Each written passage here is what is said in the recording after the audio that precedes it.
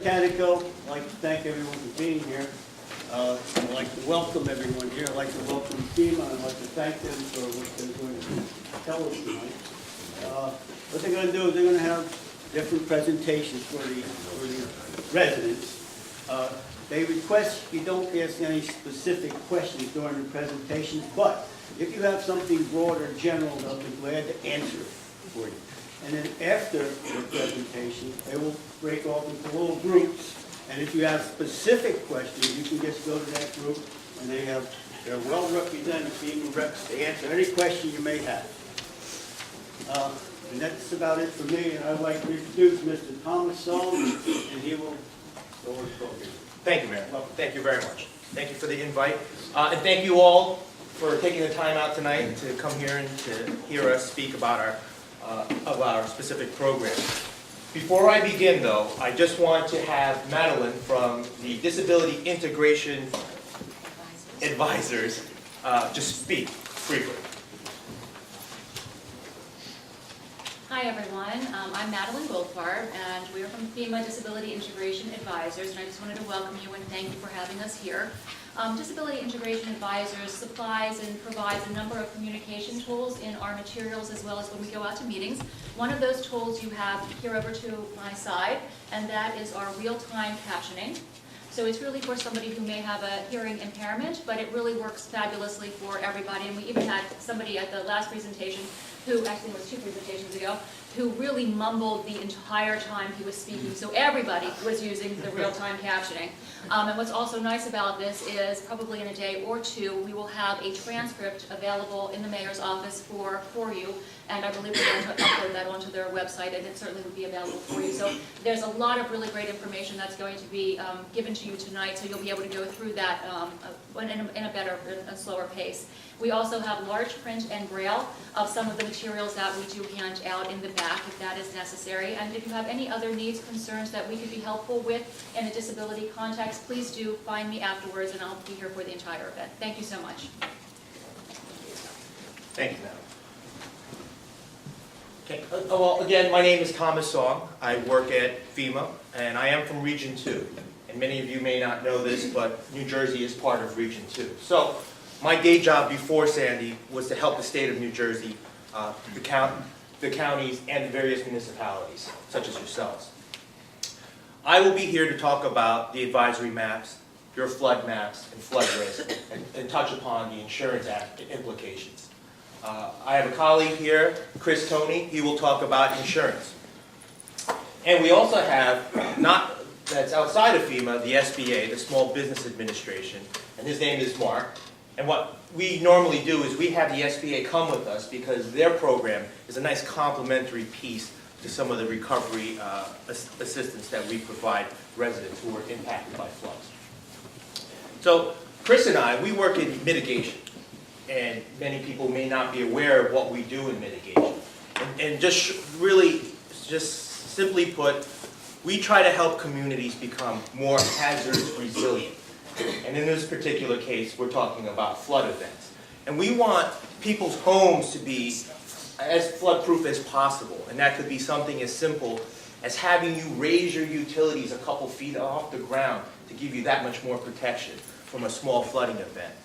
We also talk about things that are more complicated, like elevating your homes, or, in the more extreme cases, having the state come and buy your home to demolish it and to leave it as green space.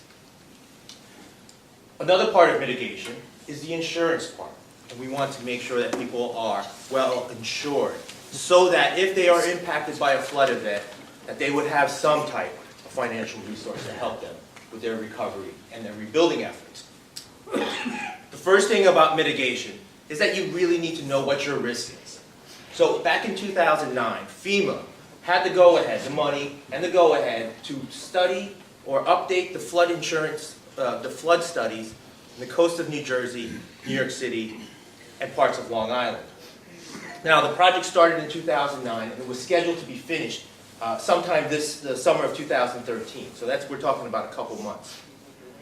Before this study was completed, we know that Superstorm Sandy came into our area, and we all know what the impact of that storm was, especially along the Jersey Shore. Our insurance study, or our updated flood study, was not ready to be distributed to residents or to the municipalities. But there were people who were so severely impacted that they needed to make decisions, and they needed to make decisions immediately. And they could not use the information that they had already, the old flood study, to make their decisions, because if they built to the same standard, well, then they would still be at risk for the same type of flood event. So what FEMA decided to do was create the advisory base flood elevation maps. What you might be hearing is ABFEs. These maps were produced to help those people who needed to make the decisions immediately. In other words, what we would consider people who were at the point where they needed to rebuild, people who were rebuilding and were receiving federal monies, or any type of new construction.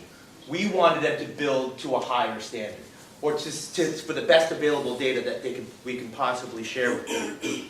Now, because that flood study, or the flood risk study, was not completed, there wasn't enough time to do the proper calculations.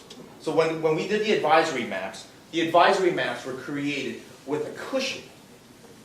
So what I mean is we were trying to overstate the risk so that if we came out with a number, we would overshoot instead of undershoot. So that if somebody were to use this advisory information for their rebuilding efforts, that they would not build to a level that we were recommending and have that level be insufficient. That would cause more danger to their physical structure, and also it would be more of an insurance risk. So those are the two things we wanted to avoid. In other words, we wanted to be better, it was a more better safe than sorry stance. And an example of that is, if the advisory base flood elevation is 10 feet, and someone were to build to 10 feet, and if the real flood risk was 9 feet, well, that person may have overbuilt by a foot, but we feel that they'll be that much safer, and that their insurance risk will reflect that lower risk, so that their insurance would be lower. Now again, that information is advisory. The advisory maps do not affect your insurance. It again is only intended for those who are rebuilding, that need to rebuild to a higher standard or to a safer standard, or those who are building for new construction, so that they don't use outdated information. For those of you who had minor damage or who are looking to make a decision about your home, we recommend that you wait for the new flood maps to come out. Again, that was the flood study that I was just talking about, that will be done sometime by the summer of 2013, in just a couple of months. Those flood maps, what we call flood insurance rate maps, or FERMs, they are regulatory. In other words, they will affect your insurance. The flood maps that have been done in the past used outdated information, were extremely old. The new study we just conducted used the best available data, we used the best technologies, and we had better scientific calculations, analysis to run. Those FERMs, or those flood insurance rate maps, will be released in the next couple months. We're going county by county, and I apologize, but we have not set the calendar yet, so I cannot tell you when Monmouth, thank you, sorry. I'm from New York. I'm one of those annoying people in the summer that will jam up the Parkway South. So I don't know where Monmouth is on the calendar, but Monmouth County will get their new flood maps, flood insurance rate maps, or FERMs. Because they're regulatory, they have to go through an extensive review process. So when we release these new maps in the next couple months, the county and the municipalities and the residents will be able to look at these maps, and they will be able to comment on these maps. This review process can take up to 2 years. Now, we've been saying 18 to 24 months. So if you think about it, the maps will be coming out in preliminary form in the next couple months. And then we'll take up to another 2 years for it to be reviewed and adopted. When those maps are adopted, they will be your new FERM, or your flood insurance rate map. They will affect your insurance.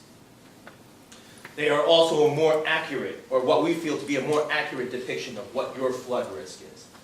And again, the advisory maps were done with that cushion, or that conservative approach to what risk is in this area. Therefore, it is possible, and in some areas likely, that what the information on the flood maps, the advisory maps, will go down. So maybe elevation might go down. The extent of V-zones, as everyone has maybe read in the paper, may actually shrink. Now, I'm not going to say that that's going to happen in every area in New Jersey, but it is possible that in some areas that will occur. From what I was told, that the advisory elevation data, in some areas were spot on in New Jersey, and in some areas it did overshoot. So I don't know what it was for this particular area, but that is what we mean by a conservative approach to risk. The advisory maps, again, are just advisory in nature. They're a conservative view of what your risk is. The flood insurance rate maps, or the firms that will be coming out, will be a more accurate depiction of your risk and will affect your insurance. So I mentioned zones. I know people have heard this or read about these zones, flood zones that we talk about. Let me just define them simply. An A zone is the area that is susceptible to the 1% or 100-year flood. The 1% or the 100-year floodplain. The V zone, which is short for velocity, is an area that is susceptible to not only the 1% flood event, but wave action, waves that have been generated that are over 3 feet. Now, science has shown that these waves that are over 3 feet can cause more damage to building structures than just plain rising water. With these new advisory maps, and after Katrina, they came up with a new zone, and it's called the Coastal A. And those areas, we all know that when a wave is generated, when a 3-foot or a 5-foot wave is generated, it just won't end at a particular spot, but it will diminish in size and in magnitude. Those areas that are susceptible to wave action of about of a 1.5 to 3 feet is what we would consider a coastal A zone. And again, these waves are not as damaging as a 3-foot plus wave, but they do cause more damage than just plain rising waters. And so in those coastal A zones, we recommend that homeowners who are looking to rebuild, we recommend that they use coastal construction standards. And then there is the X zone, or the zones that are the 0.2% or the 500-year floodplain. In those areas, you are susceptible to flooding events that are more extreme in nature, beyond that 1% or 100-year storm. In those areas, you are not required to get flood insurance. But we strongly recommend you do so because you are still at risk. While it may not be, while you might not have a greater chance than those in the A zone, you are still at risk for an extreme event. But because the risk is lower, your flood insurance does reflect that lower risk. And in some areas, it is somewhere like $480 to $500 a year. And that 0.2% flood zone, again, is also used for critical facilities, but unless anyone here owns a police station or a firehouse, I'm sure it doesn't concern you guys. So we do a lot of these outreach meetings, and a lot of residents will ask some of the same questions. And one of the biggest questions they ask is FEMA requiring us to elevate our homes? Now, I can tell you that FEMA cannot legally make anyone do anything. But if you are receiving any type of federal money or grant, you will be required to rebuild to a level that uses the best available data. And that's kind of that technical legal term that FEMA and the state uses. According to the state of New Jersey, the advisory base flood elevations are the best available data. They have also tacked on an extra foot of freeboard, or an extra foot above our elevations, so that if you are rebuilding, we do not give you building permits. We do not affect your local ordinances. That will be up to your town and the state. So that if we say it is 10 feet, if your risk is 10 feet, and the state or the municipality requires 10 feet plus another additional foot, you will have to build or rebuild to that higher standard, the more stringent standard. Now, and I know insurance is a big thing.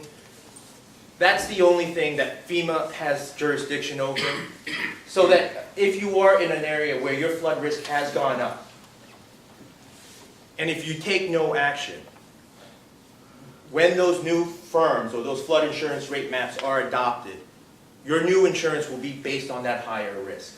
And if your risk has gone up and you have not changed your elevation, then again, you will most likely see an increase in your flood insurance. Now, that's one of the reasons why insurance may go up for some people that are being part of this study. Now, there's another reason, and that's because of a piece of legislation from 2012 called the Bigger Waters Act. Bigger Waters Act, 2012. Now, that's something that Chris will go into a little bit more, but those are the two factors. I just want to make it quite clear that the advisory maps do not affect your insurance. Okay, so it's very important. It's only those flood insurance rate maps, those regulatory products, that will do so. We have all this information on a website. The website is region2coastal.com. Again, that's region2coastal. I guess I don't have to repeat myself now that it's up there. We will have cards to hand out, so you guys don't have to write this down. I also am part of a team here. We have our computers. You can come over. We can show you the website. We can show you how to navigate that website.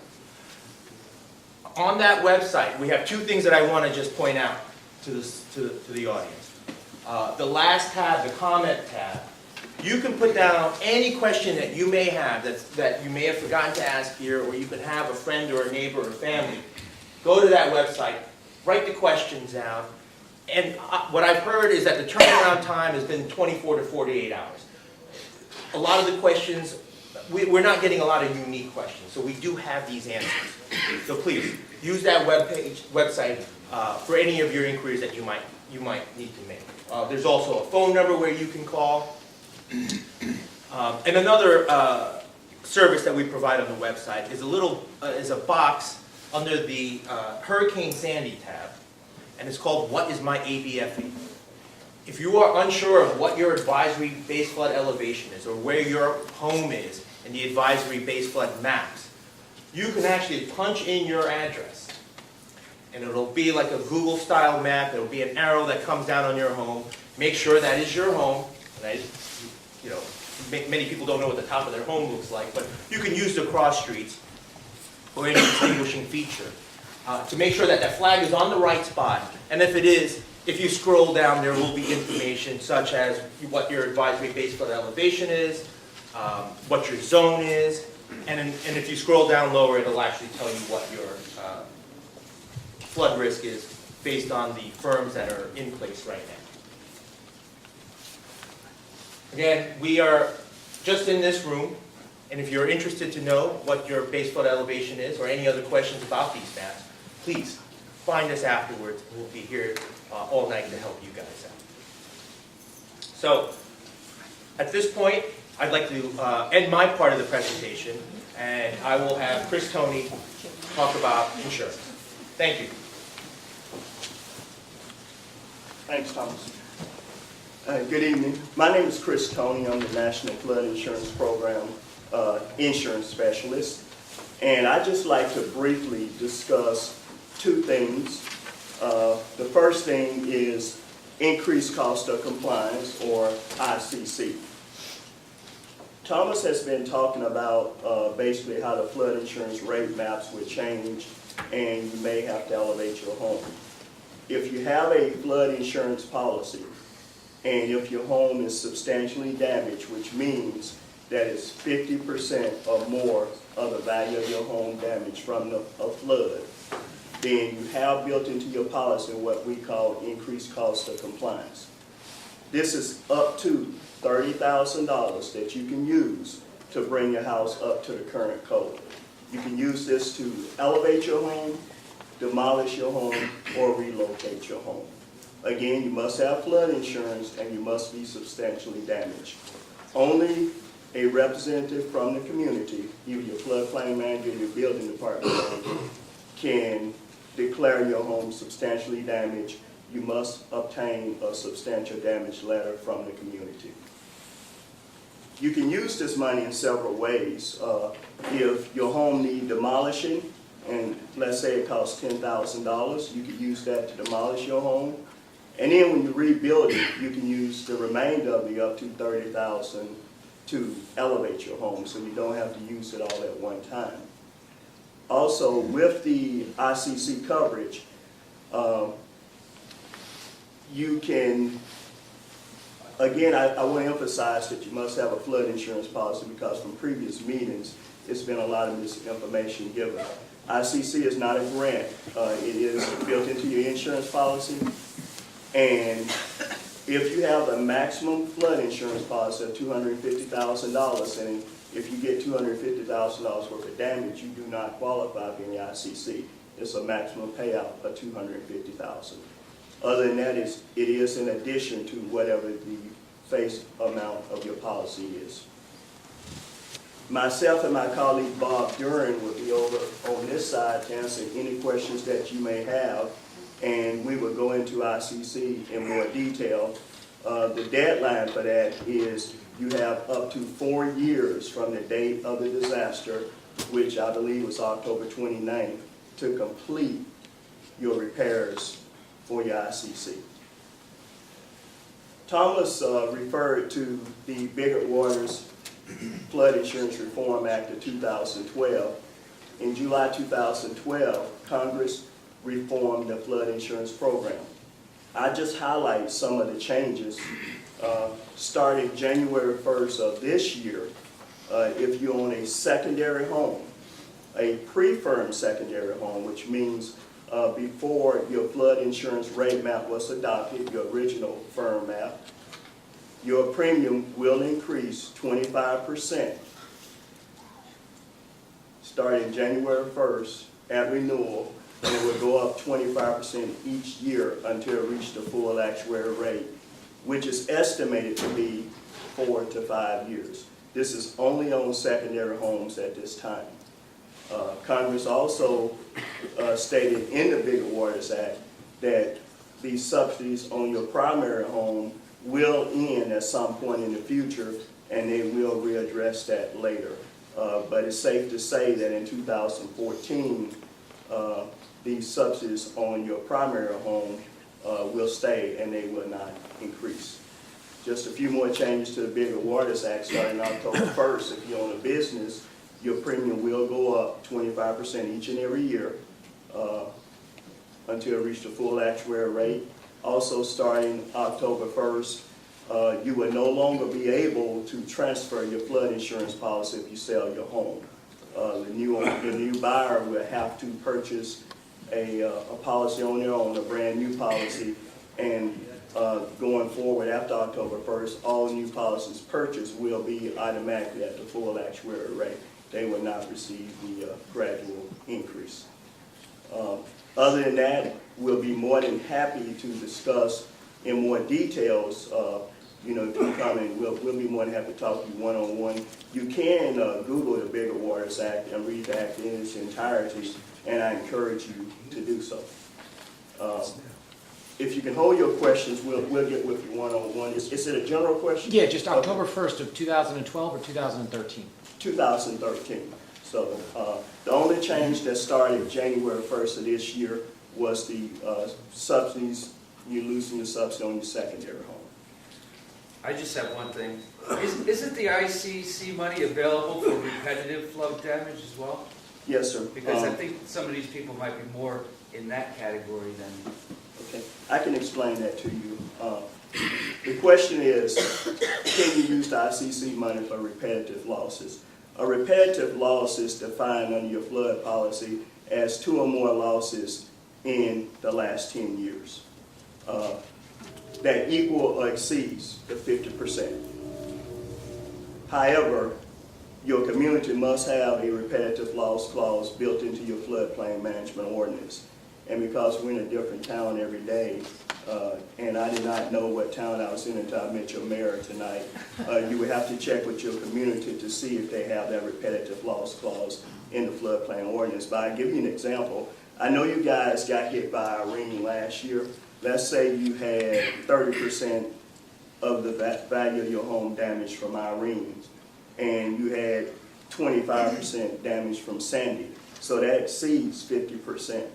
If your community has a repetitive loss clause built into the floodplain ordinance, and if you have flood insurance and your home is declared substantially damaged under that clause, you can apply for ICC coverage. And if you need that explained to you more in detail, we'll be more than happy to. Right now, I'd like to introduce Mark from the Small Business Administration. He'll tell you what type of assistance is available under that program. Thank you, Christopher. My name is Mark Jameson. I'm with the Disaster Division of the Small Business Administration, and I'm from Oklahoma, so I'm used to wind. So yesterday when I got out of my car and my hair blew around, wow, I'm back in Oklahoma again.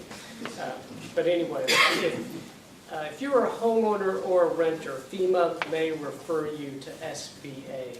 The SBA disaster loan is the primary source of money for repair and replacement for disaster damages not compensated by insurance or other sources of compensation.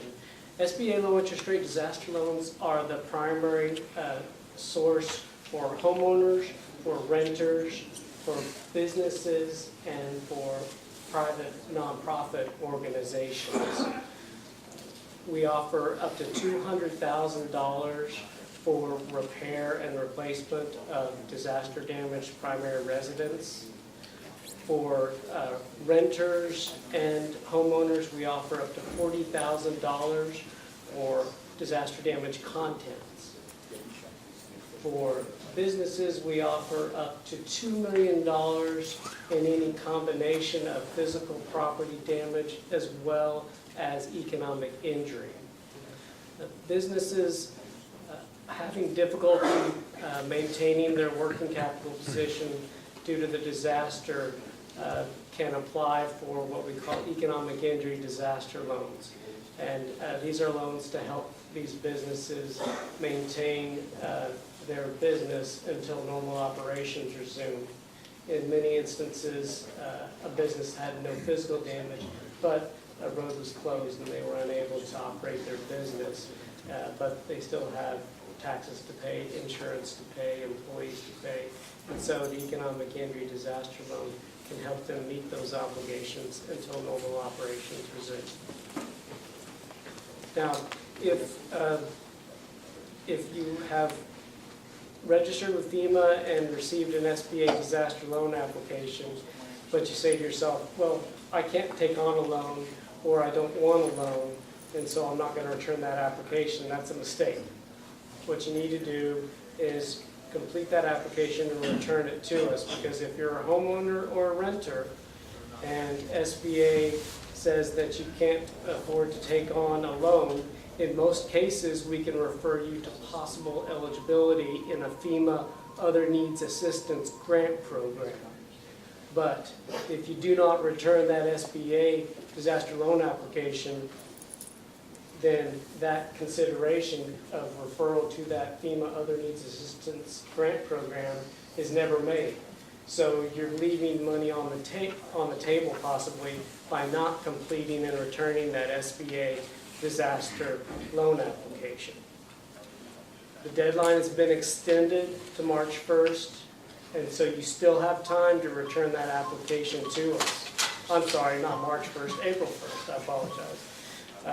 So you still have time to return that application to us, and we still have what we call a disaster loan outreach center down at 601 Main Street in Belmar. They have applications there. They can help you with the application. So, you know, the avenues are there for you to actually go down there and get the application and complete it. We also have the website, sba.gov, and you just scroll down to where it says disaster loan applications. They will ask for your FEMA number if you apply online. So please have that ready to complete. Finally, if you have questions about the SBA disaster loan program, you can call our 1-800 number, 1-800-659-2955. And that number is going to be available to you when I'm gone and when the Disaster Loan Outreach Center is no longer there. But as of now, it's open Monday through Friday, 9 a.m. to 7 p.m., and and on Saturday from 9 a.m. to 4 p.m. After this meeting, I'll be in that conference room, and I can answer any of your personal questions. And I just encourage you to apply and let us see what we can do for you. And then you can say you don't want a loan, or you're going to be able to recover from other sources. But that SBA loan can be a good tool in your toolkit for your disaster recovery. I thank you for your time. And I believe, Thomas, I believe there's somebody talking about the hazard mitigation program. That was Christopher, and so Jay, I believe I'm the tail end of this meeting, unless there's someone else.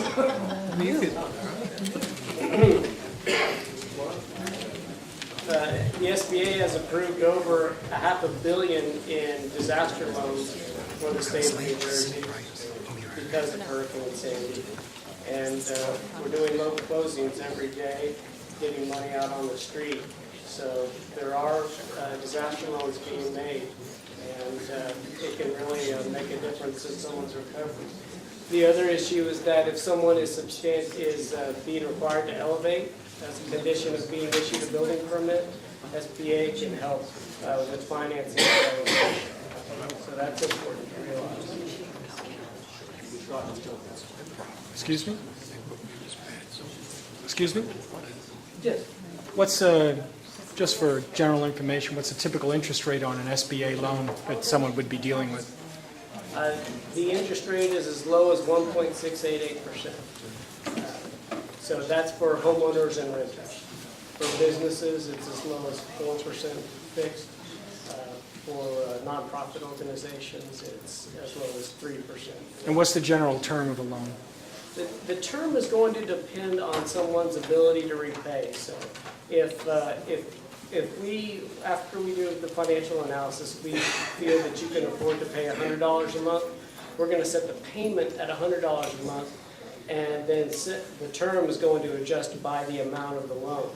So that's going to depend. One person may have a monthly payment of $100, another may have a monthly payment of $500, and so each person's term may be up to 30 years, but it could be 10, could be 5, it could be 20. So not everyone has the same time frame on their loan. Thank you. You're welcome. Are you done? Yes. Okay, thank you, Mark. Just kind of a brief recap before I start going into the mitigation grant program. There are a lot of these programs that are out here to help people who are impacted by these flood events. But unfortunately, this aid will never find you. You have to find it. So any program, regardless of how you feel, whether or not you feel that you're eligible, please, we strongly encourage you to apply. Because the worst thing that anyone could ever say to you is no. And if there is some assistance that is available, then, well, you know what, you're just going to be that much better off. So what I was asked to talk a little bit about the hazard mitigation grant program. You may have heard about it, that the federal government will give the state money. New Jersey State will either acquire your home to demolish it, never to rebuild again, could also help you pay to elevate your home. That program does exist, and it is open to all residents, but it is a competitive program. So when you, and this is brought on by the municipality, so that you would have to go to your town administrator or your floodplain administrator and tell them that you want to be part of this program. And what they will do is they will take a list and they will have to prioritize that list. That list goes up to the county does the same with prioritization, and then they will give it to the state. And the state will again take this list and use whatever methods they use to choose which one of those applicants will receive this grant. The grant is a cost share program. So that means that 75% of the monies will be provided by the federal government. It does not have to be repaid. The other 25% has to be paid by either the state, the county, the municipality, or the actual homeowner themselves. That ICC money that Chris Tony was talking about can be used for that, to satisfy that 25% piece. If you are approved for an elevation grant, that money, because of the federal grant money, it has to go through a review process. That review process, we're talking about an environmental review, and to make sure that everything is compliant with all the standards and regulations that are outstanding. That review can take up to 2 years. So that if you are approved for a grant and you break ground before this review process is completed, you will disqualify yourself from that grant. You can buy all the necessary equipment and do all the planning, but you cannot break ground, because then it would be constituted as circumventing or not following the review process. So that's pretty much what I know about the grant program. We can definitely, if anyone has any further questions, I can take your name down and I can pass along your question to a grant specialist. Thomas, if I may just add to that. My name is Jay Delaney. I'm the Borough Administrator here in Spring Lake Heights. Most of you are here as a result of the letter from the mayor, and that letter was sent to all residents of the community that live within either an existing flood zone or one that has been identified as part of the advisory-based flood map that have recently been issued. That letter included what has been marked as, I guess, somewhat an application form for anyone that is interested in participating in the hazard mitigation program.